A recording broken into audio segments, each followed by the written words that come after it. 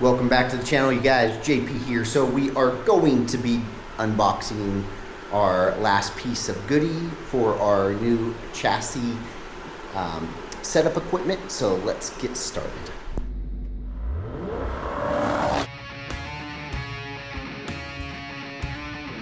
Built with soul, not just steel.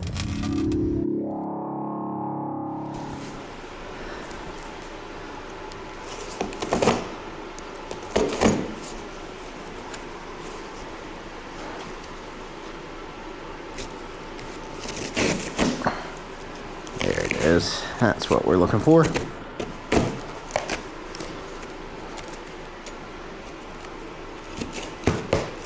Yeah.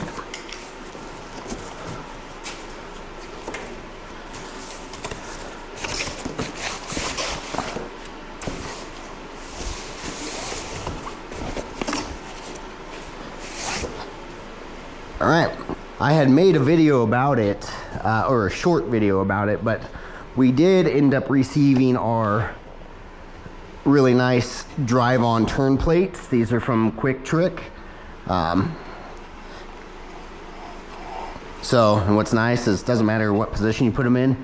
This is magnetic, so you can just set it where, use a dry erase marker or a little marker, and set your 0 point. So really, really good.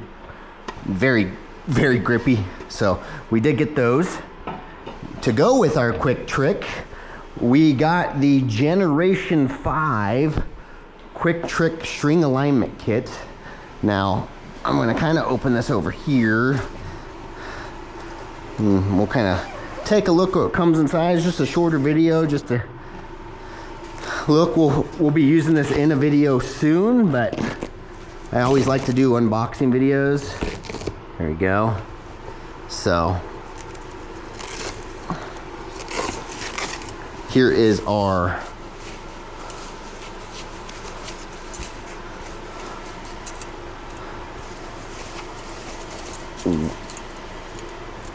main. These are what's going to go actually on the wheels to measure camber caster. So these will be connected to these.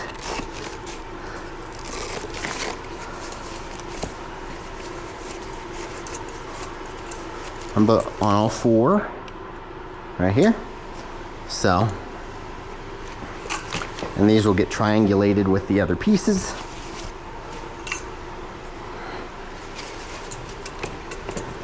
So here is what I like about the Generation 5 is it comes with this stopper. So when you mount your angle gauge, your camber caster gauge that comes with it, this will be at a certain spot. You know it is perfectly flush against the surface. So that's why they added these little brackets. Really nice. The also with the Gen 4 had this, but the Gen 5 I believe is a little bit better on right here. So it's got the rulers built into it right here. Makes it a lot easier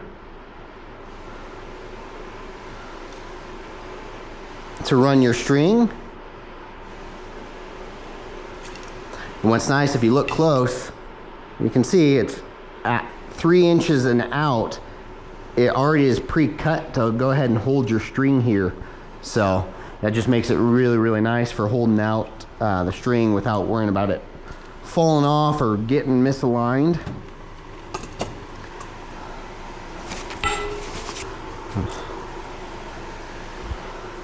There's the other one. Same thing here. They should be the same for the fronts and rears, basically. Yep, this is the other ones here. Same thing, as you can see. So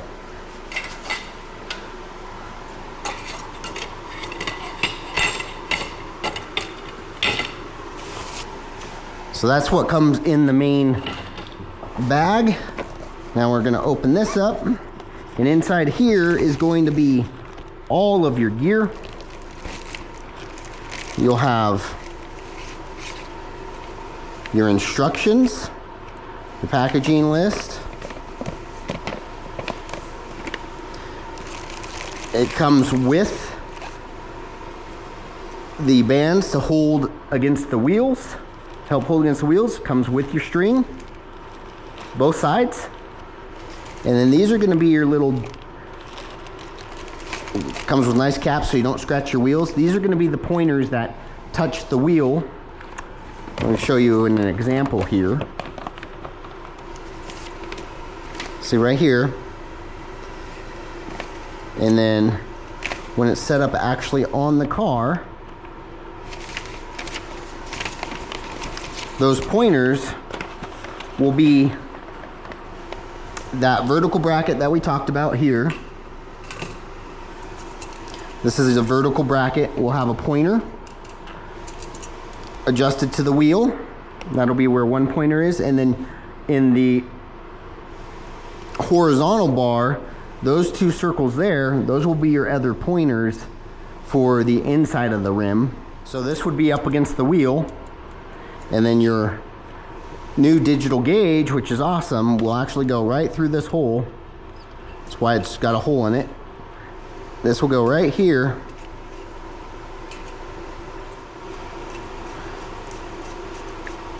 And with this being a swivel, like I was mentioning, it gives you a guaranteed, if you look right here, you can see there's an angle, but if you push down, you can see it stays true.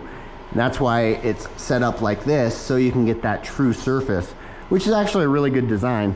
So that way you got your bubble gauges and you have a digital readout. So, and this will be your camber, and then we can show you how to do the caster. Okay, and then when doing caster, you take this back off, and what you would do is you would verify that you're at a 90-degree angle from your base to here, and you're going to just use this as your caster, and this would be the wheel. You know, if the wheel is facing forward or facing back, you're going to have that, kind of like this example here. So yeah, so it says use gauge to determine the vertical is at 90 degrees. Make sure the tires are straight and centered to the steering wheel. Place the gauge on the 2-inch bracket on the vertical. This is 2-inch bracket on the vertical. Right here.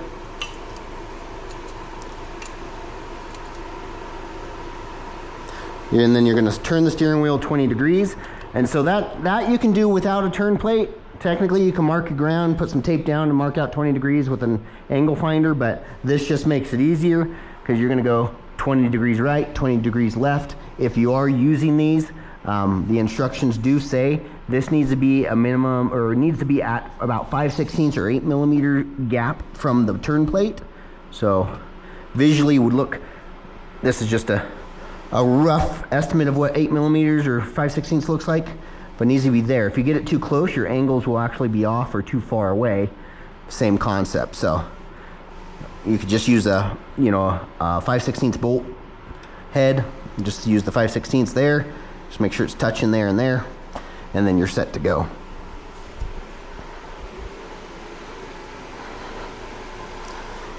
But comes with both for both sides, which is nice.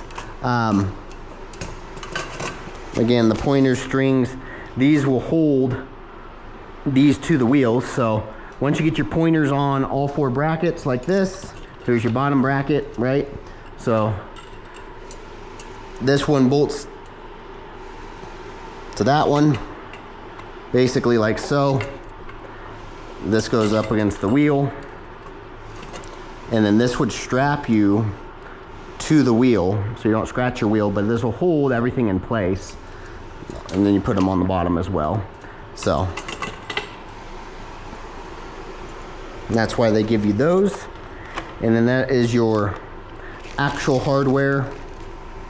There's how to use the scales if you need to know how, but your actual hardware for everything to be mounted together. Super simple kit. I think it runs about, I got mine from Speedway Motors. It ran, taxes and everything was like $850.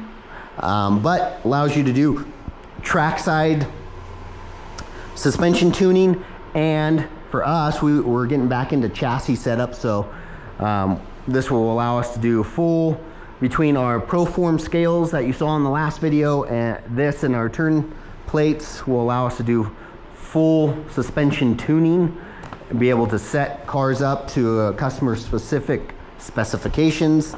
Very, very accurate. Yeah, see, this is the QuickTrick 5th Gen. This is the newest one they just came out with. I think it says what it is.